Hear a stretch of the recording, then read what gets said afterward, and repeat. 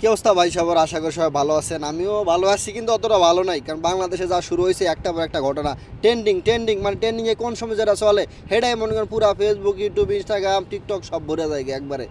কোনো জায়গায় শান্তি নাই, একটা পর একটা আছে। আর বাংলাদেশ তো হলুদ সাদা লাল কালা সাংবাদিকের তো অভাব নেই। একটা বিষয় ফাইলেই মনে করেন যে মৌমাছির মতো এর হোগার পিছিয়ে লাগিয়ে থাকবো রাত দিন 24 ঘন্টা, যতক্ষণ এটার শেষ না হয়। মানে এটার ভিউজ যতক্ষণ আছে সকাল সন্ধ্যা তার পিছনে থাকবই। এই সম্পত্তি দেখেন, আবু তো আদনান ছিলেন ট্রেন্ডিংয়ে, উনি গেল। এরপর রাতের বেলা বাংলাদেশ হোয়াইট ওয়াশ হলো একবারে বাংলা বাস 3 ফরম্যাটে। সেটা নিয়ে আলোচনা হওয়ার কথা ছিল পুরা রাত, আজকে পুরা দিন। কিন্তু রাতারাতি মনে করেন রিপুন মেয়ের একটা কাহিনী আসে সব কিছু বদলাই দিল। যে কথা আছে না, সম্পর্ক বদলে গেল একটি পলকে। তো প্রথমে সবাই রিপুন মিয়া সাপোর্ট নিয়েছিল যে রিপুন মিয়া সঠিক। রিপন মিয়া পোস্ট করেছিল ফেসবুকে যে কিছু হলুদ সাংবাদিক আছে তার বাড়িতে, তার এলাকায় আইসা তার পরিবারের ভিডিও ছবি নিতেছে তার অনুমতি ছাড়া, এবং তারে অনেক হুমকিও দেওয়া হয়েছে। এই পোস্ট রাতারাতি ভাইরাল হলো। পরের দিনেই গতকালকেই এটিও নিউজ তাদের ফেসবুক, ইউটিউবে রিপন মিয়া ভিডিওটা পোস্ট করে দিল যে আসল কাহিনীটা কী। সেই ভিডিওতে তার বাবা মা বলতেছে রিপন মিয়া তারে দেখে না, তাকে ভরণ পোষণ করে না, তাকে খরচ বরচ দেয় না। এরপরে রিপন মিয়ার সাথে দেখা সাক্ষাৎ করলো এটি নিউজের ফলাফল। তো রিপন মিয়া তাদের সাথে একটু 19-20 হয়েছে, যাই হোক, বলছে যে তার বউ নাই, বিয়ে করে নাই। কিন্তু এটা সত্য, রিপন মিয়ার বউ আছে। এটা হয়তো সে অনলাইনে অস্বীকার করছে, যেহেতু তার কন্টেন্ট এটা।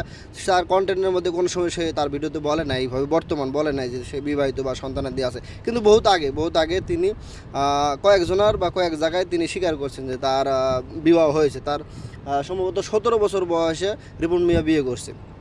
কিন্তু ইদানিং আপনার এটুন নিউজরে এই খবরটা দেয়নি, তো গেল। অনেকে মনে করেন যে এই সাংবাদিকের প্রশ্নে একটু উল্টাপাল্টা অনেক কিছু হয়েছে। আর এটা নিয়ে মনে করেন যে পুরা দেশ তো কাঁপাকাঁপি। হ্যাঁ, রিপন মিয়া সত্য কথা হলো না, ঋতু মা এই সে বাপ মারে বাদ দেয় না, এই সে ভাই সবার বাপ মা এক না, বুঝছেন।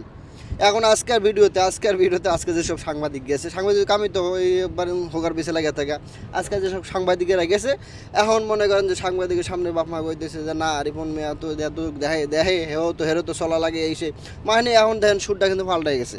তো ভাই একটা ঘটনা শুরুতেই মনে করে যে টোকা দিলে সব কিছু সত্যটা আসে না, বুঝছেন। একটা ঘটনার পিছনে নানা রকম কাহিনী থাকে। মানুষের জীবন এতটা সহজ না, আর সবার ফ্যামিলির অবস্থা একরকম না, বুঝছেন।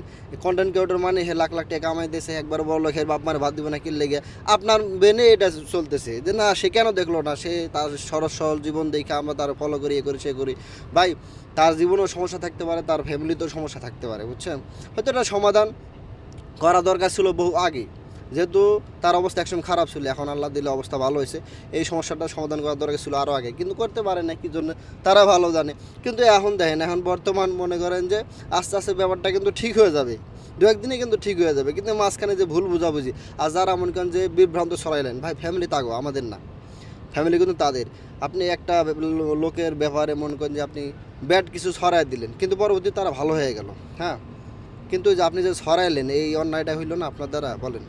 এই জন্য সব কিছু একটু ভেবে চিন্তা করা উচিত ভাই। এটা আরেকজনের ব্যাপার, আরেকজনের ফ্যামিলি। আপনি নিয়ে এত লাফালাফি, আমি এত লাফালাফি করার কোনো দরকার আছে, বলেন।